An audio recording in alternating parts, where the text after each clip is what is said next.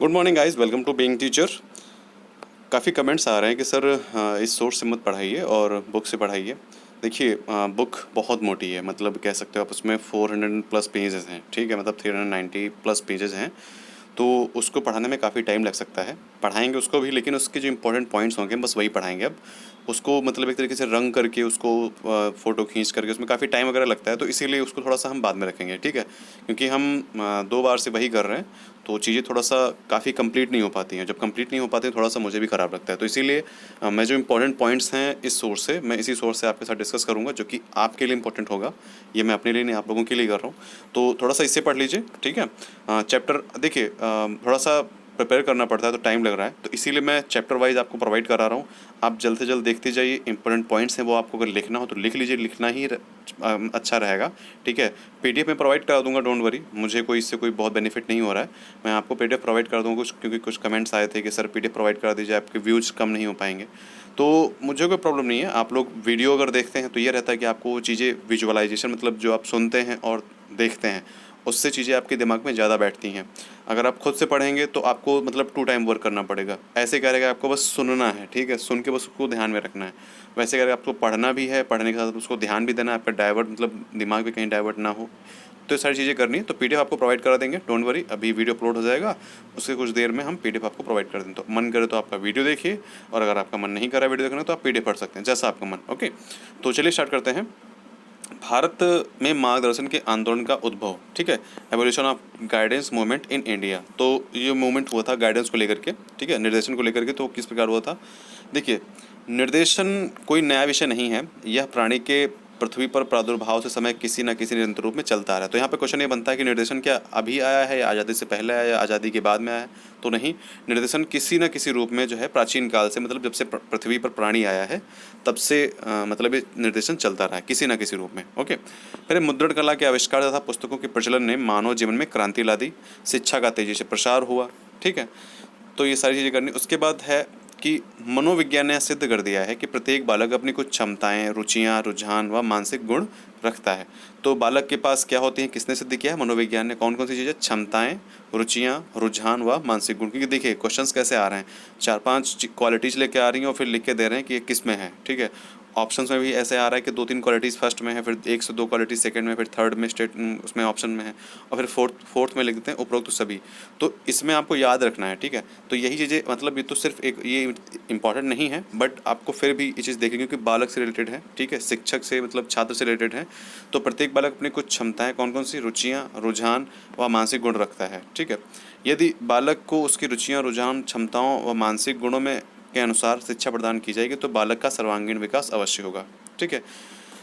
अब आगे है कि भारत को निर्देशन से परिचित कराने का श्रेय, यहाँ से इंपॉर्टेंट चीज़ें स्टार्ट हो जाती हैं, ठीक है। ये मोस्ट इंपॉर्टेंट चीज़ें हैं कि भारत को निर्देशन से परिचित कराने का श्रेय श्री सोहन लाल, ठीक है, किसने? श्रेय जो है श्री सोहन लाल, श्रेय श्री सोहन लाल को जाता है, और श्री केजी सैयदेन, ठीक है, श्री केजी सैयदेन और श्री सोहन लाल को भारत में निर्देशन से परिचित कराने, भारत को निर्देशन से परिचित कराने का श्रेय जाता है।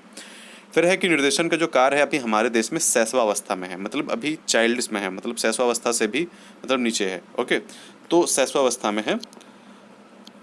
फिर क्या है कि भारत में भी निर्देशन जो है सर्वप्रथम व्यावसायिक शाखा से प्रारंभ हुआ था। ये क्वेश्चन इंपॉर्टेंट है, पूछ सकते हैं कि निर्देशन भारत में सर्वप्रथम किससे, मतलब कैसे वो हुआ था। तो भारत में निर्देशन जो है सर्वप्रथम व्यावसायिक शाखा से प्रारंभ हुआ था। नेक्स्ट है कि भारत में कलकत्ता यूनिवर्सिटी में सन 1915 में, भारत में कलकत्ता यूनिवर्सिटी में सन 1915 में व्यवहारिक मनोविज्ञान की शाखा खोली गई। इससे भी क्वेश्चन बन सकता है कि कलकत्ता मतलब जो व्यवहारिक मनोविज्ञान की शाखा है कहाँ और कब खोली गई। तो भारत में कलकत्ता यूनिवर्सिटी में सन 1915 में। ओके, फिर है उसी के अंतर्गत 1938 में, 1915 में खोली गई। फिर उसी के अंतर्गत 1938 में व्यावसायिक निर्देशन की शाखा स्थापित हुई।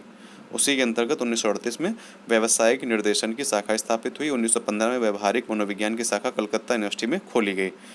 तो 1938 में जो व्यावसायिक निर्देशन की शाखा स्थापित हुई, इसके जो अध्यक्ष थे क्या थे? श्री जी.एस. बोस थे। कौन थे? श्री जी.एस. बोस थे।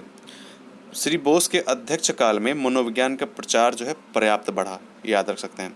फिर बम्बई प्रांत में भी व्यावसायिक निर्देशन संबंधी एक शाखा रिटायर्ड चार्टर्ड अकाउंट श्री बॉटले बॉय ने सन 1941 में खोली, ठीक है, मतलब बॉटले बॉय के प्रयत्न से 1941 में खोली। ये इतना इंपॉर्टेंट नहीं है, बट हाँ थोड़ा सा देखिए नाम अजीब है तो आप आई थिंक आपको याद रहेगा, मतलब सबसे अलग है तो आपको याद रहेगा। चार्टर्ड अकाउंटेंट थे, कौन थे? श्री बॉटले बॉय, ठीक है। तो कहाँ पे था ये? बम्बई में सन 1941 में।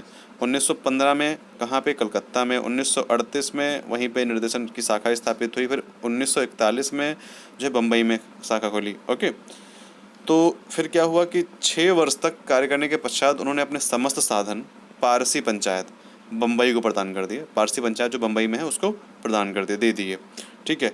और वर्तमान युग में भी पारसी पंचायत जो है निर्देशन का कार्य कर रही है। फिर अगला आता है कि बम्बई में निर्देशन ब्यूरो की अलग स्थापना सन 1952 में हुई। बम्बई में निर्देशन ब्यूरो की स्थापना कब हुई? सन 1952 में। वहाँ निर्देशन एसोसिएशन की भी स्थापना हुई। वहाँ निर्देशन एसोसिएशन की भी स्थापना हुई। कहाँ पे? बम्बई में 1952 में। श्री एच.पी. मेहता जो हैं इसके जो है मतलब श्री एच.पी. मेहता ने जो है उनके विशेष प्रयत्नों से, एच.पी. मेहता जी के विशेष प्रयत्नों से, प्रयासों से जो है इसकी स्थापना हुई थी। 1952 में निर्देशन ब्यूरो की बम्बई में स्थापना हुई थी। अब देखिए शायद यही क्वेश्चन कल पूछा गया था कि मनोविज्ञान निर्देशन ब्यूरो, मतलब निर्देशन ब्यूरो नहीं पूछा गया था लेकिन मनोविज्ञान करके कुछ क्वेश्चन था कल कि उसकी स्थापना कब हुई थी, ठीक है। तो यहाँ पे ऐसे ही एक क्वेश्चन आ सकता है। देखिए यूपी का हम लोग बीएड दे रहे हैं, बीएड हर जगह हर स्टेट में होता है, लेकिन यूपी का बीएड दे रहे हैं तो जितना हम यूपी से रिलेटेड जितनी भी इंस्टीट्यूट हैं, जैसे कि SCERT है, ठीक है। कल क्वेश्चन आया था कि राज्य में, यूपी राज्य में SCERT की स्थापना कब हुई थी। तो उम्मीद है कि आप लोगों को पता होगा, कमेंट करके बताइए कि SCERT की यूपी में स्थापना कब हुई थी। ओके, फिर है उत्तर प्रदेश में सन 1942 में मनोवैज्ञानिक निर्देशन ब्यूरो की स्थापना हुई थी। याद रखना इस पॉइंट को। और किसके अध्यक्षता में? नरेंद्र देव की अध्यक्षता में की गई थी, ठीक है। उद्देश्य क्या था? उद्देश्य था कि उत्तर प्रदेश की माध्यमिक शालाओं में शिक्षा के साथ निर्देशन का भी अभ्यास किया जाए, ठीक है। शिक्षा तो किया ही जाए लेकिन माध्यमिक शालाएं, जो माध्यमिक केंद्र हैं, जो माध्यमिक विद्यालय हैं, उनमें निर्देशन का भी अभ्यास प्रारंभ करना चाहिए, ठीक है। जिसको सरकार ने शीघ्र ही पाँच मतलब मुख्य केंद्रों पर लागू कर दिया। कौन कौन से? लखनऊ, बनारस, बरेली, कानपुर, मेरठ, ठीक है। तो 5 कौन कौन से हैं? लखनऊ, बनारस, बरेली, कानपुर, मेरठ। 1942 में मनोविज्ञान निर्देशन ब्यूरो इलाहाबाद में, स्थापना नरेंद्र देव की अध्यक्षता में। और उद्देश्य क्या था? उत्तर प्रदेश की माध्यमिक कक्षाओं मतलब माध्यमिक विद्यालयों में, शालाओं में शिक्षा के साथ निर्देशन का अभ्यास करना, ठीक है। 5 केंद्रों पे इसको तुरंत लागू कर दिया गया था। फिर सन 1950 में बम्बई सरकार ने भी व्यावसायिक निर्देशन ब्यूरो की स्थापना की। 1950 में बम्बई सरकार ने भी व्यावसायिक निर्देशन ब्यूरो की स्थापना हुई, जहां सूचनाओं का एकत्रीकरण तथा प्रसारण का कार्य होता था, ठीक है। मतलब सूचनाएं कलेक्ट करना और उसको प्रसारित करना, मतलब ठीक है, मतलब एक तरीके से क्या बोलते हैं उसको प्रसारित करने का कार्य होता था, ठीक है। फिर है कि अहमदाबाद तथा पूना में भी सरकार ने इसकी शाखाएं खोली, ठीक है। तो अहमदाबाद और पूना में सरकार शाखाएं खोली और जहाँ पे क्या था? कैरियर मास्टर तथा परामर्शदाताओं को प्रशिक्षण दिया जाता था। अब देखिए यहाँ पे क्या होता है, अहमदाबाद तथा पूना में क्या होता है? कैरियर मास्टर तथा परामर्शदाताओं को प्रशिक्षण दिया जाता है, ठीक है। और इसी प्रशिक्षण का यह फल है कि बम्बई प्रांत में पर्याप्त मात्रा में निर्देशन कार्य है तो कैरियर मास्टर्स उपलब्ध हैं। ये की पॉइंट्स इंपॉर्टेंट हैं, टर्म्स इंपॉर्टेंट है। कैरियर मास्टर किस किस में कहाँ कहाँ होता है? अहमदाबाद तथा पूना में भी सरकार ने इसकी शाखाएं खोली जहाँ कैरियर मास्टर तथा परामर्शदाताओं को प्रशिक्षण दिया जाता है, ठीक।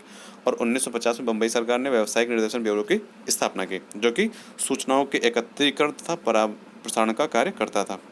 फिर नेक्स्ट है कि भारत में माध्यमिक शिक्षा आयोग ने शिक्षा एवं व्यावसायिक निर्देशन का विस्तार किया है, ठीक है। कौन कौन से उस पर ध्यान दिए? देखिए नॉर्मल से ध्यान है, मतलब इस पर बस पढ़ लेना है, इसको कोई ज़्यादा याद नहीं रखना है, लेकिन ये याद भी रखना है कि माध्यमिक शिक्षा आयोग ने कौन कौन से सुझाव दिए थे। जैसे कि इन्होंने सुझाव क्या दिए थे? ये सुझाव दिए थे कि भाई शिक्षा निर्देशन जो है उसको हम शिक्षा अधिकारियों के कार्यों पर अधिक ध्यान देना चाहिए, ठीक है। शिक्षा निर्देशन को मतलब जो एजुकेशनल गाइडेंस है उसको हमको शिक्षा अधिकारियों के कार्यों पर अधिक ध्यान देना चाहिए कि वो अधिकारी कैसे काम करते हैं, क्या होता है, ठीक है।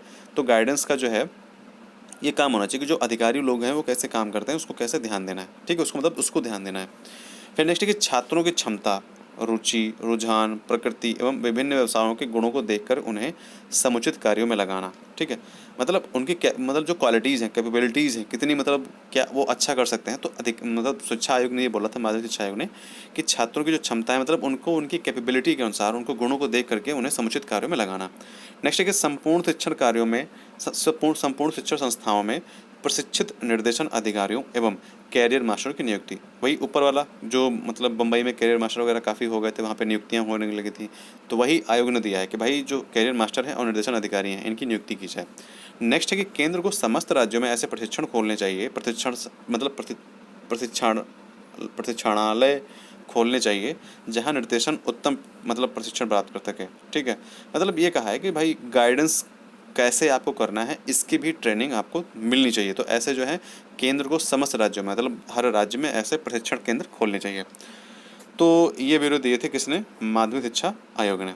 अब यहाँ पे है कि उक्त सुझावों से प्रभाव से केंद्रीय शिक्षा मंत्रालय 1954 में केंद्रीय शिक्षा तथा व्यावसायिक ब्यूरो की स्थापना की। अब देखें यहाँ पे एक की पॉइंट है आपका कि किसने स्थापना की, तो केंद्रीय शिक्षा मंत्रालय ने। किसकी? 1954 में केंद्रीय शिक्षा तथा व्यावसायिक ब्यूरो की स्थापना की।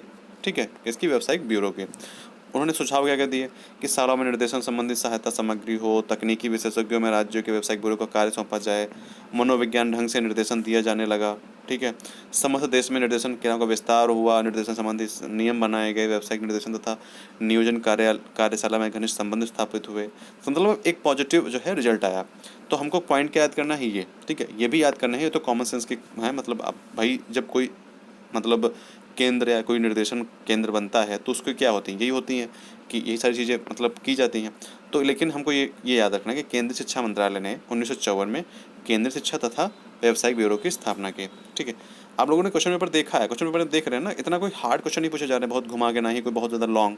ठीक है, तो इसीलिए टाइप पूछने से किसमें टाइप पूछ सकते हैं कि कितने सुझाव दिए, तो 6 प्रकार के सुझाव दिए थे। ठीक है, किसने सुझाव दिए थे? केंद्रीय शिक्षा मंत्रालय के केंद्रीय शिक्षा मंत्रालय के केंद्रीय शिक्षा तथा व्यावसायिक ब्यूरो मतलब व्यावसायिक ब्यूरो ने जो है 6 सुझाव दिए थे, सॉरी कार्य थे इनके। ठीक है, ये इनके कार्य थे केंद्रीय शिक्षा तथा व्यावसायिक ब्यूरो के। ठीक है, तो कार्य नहीं पूछेंगे कितने प्रकार के कार्य थे, लेकिन हाँ ये पूछा जा सकता है कि केंद्रीय शिक्षा मंत्रालय ने कौन से सन या इसके अंतर्गत कौन कौन सी ब्यूरो की स्थापना हुई थी। केंद्रीय शिक्षा तथा व्यावसायिक ब्यूरो की 1954 में केंद्रीय शिक्षा मंत्रालय द्वारा। फिर आता है नेक्स्ट कि सन 1960 में अखिल भारतीय निर्देशन कार्यालय भवन की स्थापना हुई। 1960 में अखिल भारतीय निर्देशन कार्यालय भवन की स्थापना हुई। फिर सन 1964 में निर्देशन आंदोलन का स्वरूप अखिल भारतीय हो गया। 1964 में निर्देशन आंदोलन का जो स्वरूप है वो अखिल भारतीय हो गया और केंद्र सरकार ने राज्यों के निर्देशन संस्थाओं में सहयोग देने हेतु अलग विभाग की नियुक्ति कर दी।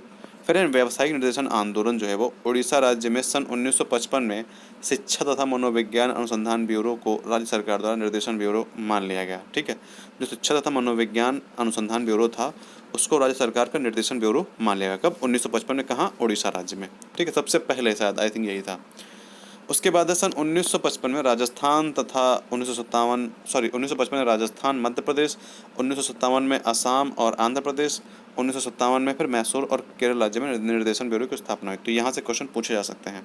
ठीक है, आप इसको लिख लीजिए अलग पेज पे, क्योंकि लास्ट टाइम में जब आप जाएंगे एग्जाम सेंटर पे तो वहाँ पे इसको लेके जाना है आपको। ठीक है, और जब एंटर होना है तो उसमें देख करके अच्छे से जो भी आप लेके जाएंगे और सन देखने के बाद में आप उसको वहीं पे फेंक देंगे या फिर कहीं रख देंगे और उसके बाद तुरंत वहाँ पे एंटर कर जाएंगे। एंटर करने के बाद जैसे ही आपको पेपर मिलेगा तो पेपर में सबसे पहले आप क्वेश्चन ढूंढिए सन वाले। अगर आपको मिल रहे हैं तो फटाफट से उनको सॉल्व कर लीजिए जो आ रहे हैं, क्योंकि बाद में क्या होता है कि सब पूरा मिक्सअप हो जाता है जब तक आप उन क्वेश्चन तक पहुँचते हैं। सबसे पहले आपको ये ढूंढना है कि सन वाले कोई क्वेश्चन आए हैं, क्योंकि जो आप पढ़ के आए हैं, जो आप रट के आए हैं, क्या वो क्वेश्चंस आपको मिल रहे हैं? अगर मिल रहे हैं तो फट से पहले उनको टिक लगाइए। ठीक है, तो ये सारी चीज़ें आपको करनी है। फिर क्या है नेक्स्ट है कि राष्ट्रीय बेरोजगार विभाग में भी निर्देशन सन 1957 में प्रारंभ हुआ। फिर शिवराज कमेटी के आधार पर श्रम तथा नियुक्ति मंत्रालय दोनों का पूर्ण सहयोग प्राप्त हुआ, जो नवयुवकों को व्यवसाय तथा नियुक्ति संबंधी परामर्श देते हैं। तो शिवराज कमेटी थी ये। ठीक है, शिवराज कमेटी के आधार पर श्रम तथा नियुक्ति मंत्रालय दोनों का पूर्ण सहयोग प्राप्त होता, मतलब शिवराज कमेटी के आधार पर नवयुवकों को व्यवसायिक तथा नियुक्ति संबंधी परामर्श दिए जाने लगे। ठीक, फिर द्वितीय पंचवर्षीय योजना में, ठीक है, द्वितीय पंचवर्षीय योजना में व्यावसायिक निर्देशन तथा सेवा सलाहकार विभाग को भी राष्ट्रीय सेवा सलाहकार के अंतर्गत कर दिया गया। कौन सी व्यावसायिक पंचवर्षीय योजना में? द्वितीय पंचवर्षीय योजना में व्यावसायिक निर्देशन तथा सेवा सलाहकार विभाग को भी राष्ट्रीय सेवा सलाहकार के अंतर्गत कर दिया गया, जिससे राष्ट्र की पर्याप्त उन्नति होने की पूर्ण आशा है। तो ये चीज़ें मतलब कही गई थी कि सेकंड पंचवर्षीय योजना में ये सारी चीज़ें हुई थी। फिर नेक्स्ट है कि सन 1953 में मुदालियार की अध्यक्षता में नियुक्त माध्यमिक शिक्षा आयोग ने शैक्षिक एवं व्यावसायिक निर्देशन के विस्तार से संबंध में सुझाव दिए थे। कौन कौन से सुझाव दिए थे? कि शिक्षा अधिकारियों के जो शैक्षिक निर्देशन के कार्य हैं और पर्यवेक्षण का संचालन करना चाहिए। शिक्षा अधिकारियों को शैक्षिक निर्देशन के कार्य एवं पर्यवेक्षण का संचालन करना चाहिए। सभी शिक्षा संस्थाओं में कैरियर मास्टर की नियुक्ति होनी चाहिए। मतलब किसमें? 1953 मुदलियार आयोग की अध्यक्षता में नियुक्त जो माध्यमिक शिक्षा आयोग था, उसने शैक्षिक एवं व्यावसायिक निर्देशन के विस्तार के संबंध में, ठीक है, विस्तार हो इसका और डेवलप हो, ठीक है, तो उसको लेकर के उन्होंने सुझाव दिए थे। कौन कौन से? कि भाई शैक्षिक निर्देशन के कार्यों का पर्यवेक्षण कराए जो अधिकारी लोग हैं। उसके बाद जो कैरियर मास्टरों की नियुक्ति करा था शिक्षण संस्थाओं में, ठीक है, प्रत्येक राज्य में कैरियर मास्टरों के प्रशिक्षण केंद्र की स्थापना की, जिससे कि क्या हो, ये डेवलप हो और आगे बढ़े, ठीक है। मतलब जो उद्योग का ज्ञान और औद्योगिक कार्यों पर बनी फिल्में दिखाई जाएँ छात्रों को, तो ये सारी चीज़ें करने की कोशिश की गई, जिससे क्या हो, ये निर्देशन जो गाइडेंस है ये आगे बढ़े, इसका और डेवलपमेंट हो। फिर कि भारत में समस्याएं क्या आती हैं? समस्याएं यही हैं कि अप्रशिक्षित शिक्षक, ठीक है, शिक्षा के क्षेत्र में जो गाइडेंस होता है उसमें समस्याएं यही आती हैं कि भाई अप्रशिक्षित शिक्षक, जो शिक्षक हैं वो मतलब ज़्यादा प्रशिक्षित नहीं है, ट्रेंड नहीं है, तो उन चीज़ों को लेकर के मतलब क्या होता है कि गाइडेंस हम मतलब बच्चों को नहीं दे पाते हैं, अच्छे जो छात्र होते हैं उनको हम अच्छे से गाइडेंस नहीं दे पाते हैं, ठीक है। अब जैसे कि उदाहरण पश्चिम भारत में कैरियर मास्टर का प्रशिक्षण दिया गया है, ठीक है, दिया जाने लगा है, लेकिन बहुत से स्टेट्स हैं। अब क्वेश्चन आ सकता है कि सब मतलब कि कहाँ पे जो है प्रशिक्षण दिया जाने लगा है, तो पश्चिम बंगाल ऑप्शन होगा। तो पश्चिम बंगाल में कैरियर मास्टर का प्रशिक्षण दिया जाने लगा। लेकिन अगर सन की बात पूछें तो सन जो है वो बम्बई में सबसे पहले हुआ है, वो उसको आप ऊपर जाकर के देख लीजिएगा, ठीक है, कि बम्बई में जो है वो सन सबसे पहले शायद आई थिंक दिया जाने लगा था, वहाँ पे कैरियर मास्टर की जो नियुक्ति हो गई थी। लेकिन प्रशिक्षण की बात आए तो पश्चिम बंगाल में कैरियर मास्टर का प्रशिक्षण दिया जाने लगा था, ठीक है। फिर नेक्स्ट है कि शिक्षकों पर अति कार्य प्रभार। देखिए बहुत ज़्यादा वर्कलोड होता है, इतना होता है कि मतलब वो ढंग से गाइडेंस दे भी नहीं पाते हैं, ठीक है। तो साधारणतः एक अध्यापक को 36 घंटे प्रति सप्ताह लेने पड़ते हैं। हमको जो की पॉइंट है बस हमको वही पढ़ना है, हमको शिक्षक क्या करता है, शिक्षक से जो मतलब पेपर में आने वाला है बस हमको वही पढ़ना है, ओके। तो साधारणतः जो है एक अध्यापक को 36 घंटे प्रति सप्ताह लेने पड़ते हैं पढ़ाई के लिए, ठीक है। फिर नेक्स्ट है कि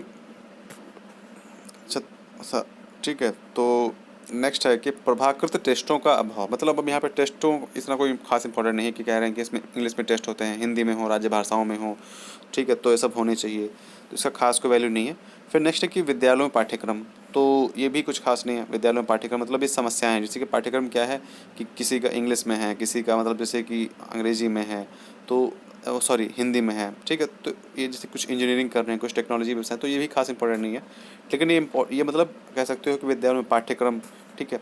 एक राजभाषा का अभाव, तो राजभाषा को लेकर के यही चीज़ है कि राजभाषा जैसे कि पश्चिम बंगाल में कोई और लैंग्वेज बोली जाती है, ठीक है, महाराष्ट्र में कोई और लैंग्वेज बोली जाती है, तो अगर एक राष्ट्रभाषा होती तो अच्छे से मतलब हम गाइडेंस कर सकते थे।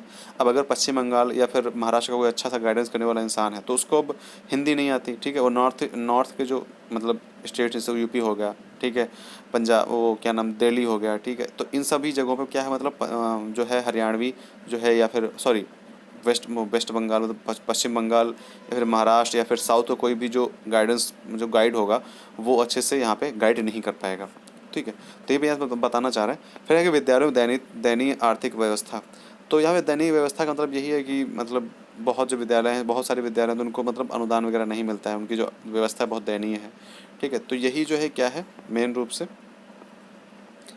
ये क्या है कि भारत में जो निर्देशन की समस्याएं हैं कि ना ज़्यादा पैसा है, ना सारी चीज़ें, सब चीज़ें नहीं है, तो ये समस्याएं कि दयनीय व्यवस्था है, तो निर्देशन की व्यवस्था नहीं कर पाते हैं।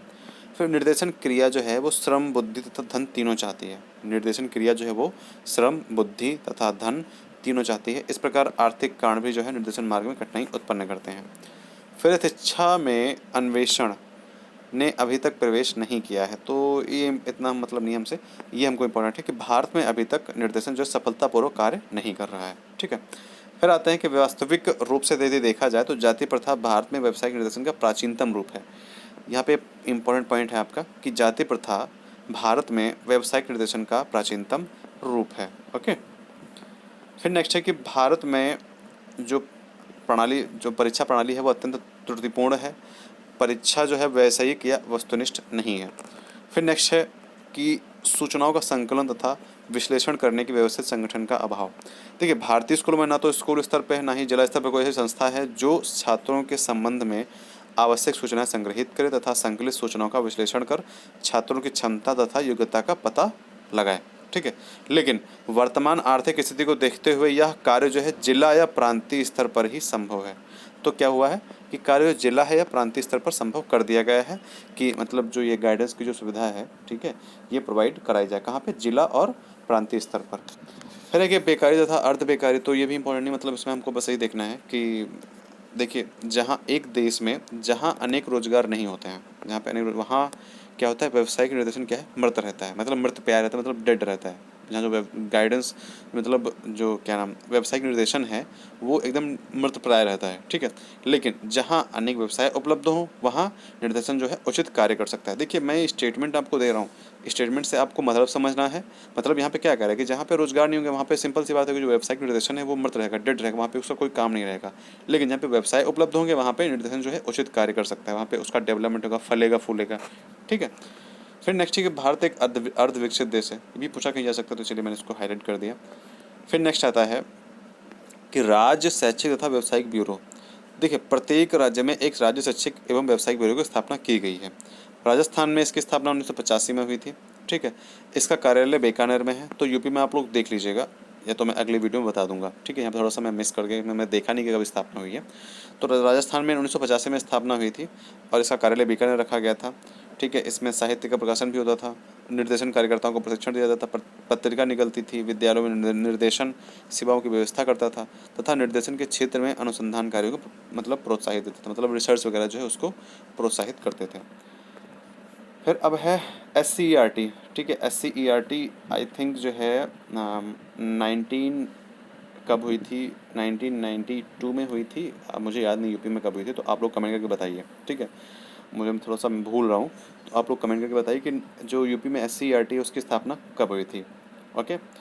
तो यहाँ पे राजस्थान में जो है 17 अक्टूबर 1978 में SCERT की स्थापना उदयपुर में हुई थी। 8 विभाग थे इसके, ठीक है, तो ये विभाग है। फिर नेक्स्ट है कि राज्य में ब्यूरो के अलावा निर्देशन सेवाओं की देखभाल करने में निम्न संस्थाओं का भी सहयोग मिलता रहता है, जैसे कि संस्थाएं उनको से नियोजन कार्यालय, विश्वविद्यालय, शिक्षक प्रशिक्षण महाविद्यालय, कुछ राज्यों में मनोविज्ञान ब्यूरो की भी मतलब स्थापना, जैसे कि यूपी में मनोविज्ञान ब्यूरो की स्थापना हुई है, ठीक है, कब, 1942 में, ओके। फिर है माध्यमिक शिक्षा में निर्देशन के स्पष्ट, तो माध्यमिक शिक्षा में जो निर्देशन है माध्यमिक शिक्षा में उसको पढ़ते हैं। तो माध्यमिक शिक्षा आयोग के अनुसार माध्यमिक शिक्षा के स्तर पर निर्देशन का एक महत्वपूर्ण कार्य किशोर छात्रों की योग्यताओं एवं रुचियों को पहचानने एवं उनके विकास में सहायता देना है, ठीक है। फिर आता है निर्देशन सेवाएं। निर्देशन सेवाएं जो हैं वो प्रधानाध्यापक एवं अध्यापकों को अपने छात्रों को व्यक्तिगत रूप से समझने तथा छात्रों को अधिक प्रभावशाली ढंग से सीखने की परिस्थिति का निर्माण करने में सहायक होते हैं। माध्यमिक शिक्षा आयोग की सिफारिश के आधार पर केंद्रीय शिक्षा मंत्रालय ने 1954 में शैक्षिक एवं व्यावसायिक निर्देशन से केंद्रीय ब्यूरो की स्थापना तकनीकी सहायता देने और माध्यमिक स्तर पर निर्देशन आंदोलन को प्रभावित करने के लक्ष्य से की थी। तो केंद्रीय ब्यूरो की स्थापना 1954 में हुई है, ठीक है। नेक्स्ट है कि तृतीय पंचवर्षीय योजना में निर्देशन को केंद्र द्वारा चालित योजना के रूप में स्वीकार किया गया। तृतीय पंचवर्षीय जो योजना है उसको योजना में निर्देशन को केंद्र द्वारा चालित योजना के रूप में स्वीकार किया गया है। राज्यों में निर्देशन सेवाओं के विकास के लिए 13 ब्यूरो की स्थापना की गई है, ठीक है। अब नेक्स्ट है कि तृतीय योजना के अंत तक संपूर्ण देश में 3000 माध्यमिक विद्यालयों की मतलब जो है निर्देशन सेवा प्रदान की जाने लगी थी, और जो कि मतलब पूरे माध्यमिक विद्यालयों को 13% भाग था, ठीक है। अब यहाँ पे कुछ सुझाव दिए, चाहे तो पढ़ लीजिए, चाहे तो ना पढ़ें, इसको थोड़ा सा इंपॉर्टेंट नहीं है इतना, ठीक है। तो यहाँ पर उन्होंने सुझाव दिए हैं कि एक दूसरे से उपयुक्त दूरी पर प्रत्येक 10 विद्यालयों के लिए एक वीक्षक परामर्शदाता की व्यवस्था जो है सभी माध्यमिक विद्यालयों के लिए संक्षिप्त निर्देशन सेवा उपलब्ध कराई जाए और निर्देशन के सरल कार्य अध्यापकों को सौंपे जाएं। फिर दूसरा इन्होंने कहा है कि वास्तविक निर्देशन सेवा के रूप में उनकी उपलब्धियों को ज्ञान कराने के लिए प्रत्येक जिले में एक विद्यालय में विस्तृत निर्देशन सेवाओं की व्यवस्था की जाए, ठीक है। फिर कहा है कि एक विद्यालय अन्य के लिए आदर्श के रूप में कार्य करेगा। देखिए जब एक विद्यालय में सारी सुविधाएं उपलब्ध होंगी तो जो दूसरा विद्यालय है वो उसके लिए एक आदर्श के रूप में काम करेगा। फिर थर्ड है कि राज्य निर्देशन ब्यूरो में विद्यालय कर्मचारियों के कार्य का निरीक्षण करने तथा परामर्श देने के लिए निरीक्षण अधिकारियों की नियुक्ति भी की जाए, ओके।